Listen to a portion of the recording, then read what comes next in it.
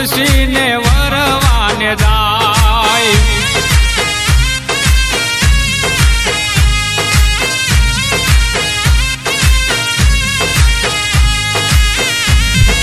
હે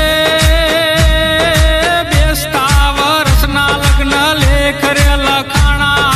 વરધી આવે 11 ને તિથિ 11 મારો ઠાકર પરણવાને જાય હોજી રે માતા તુલસી ને વરવાને જાય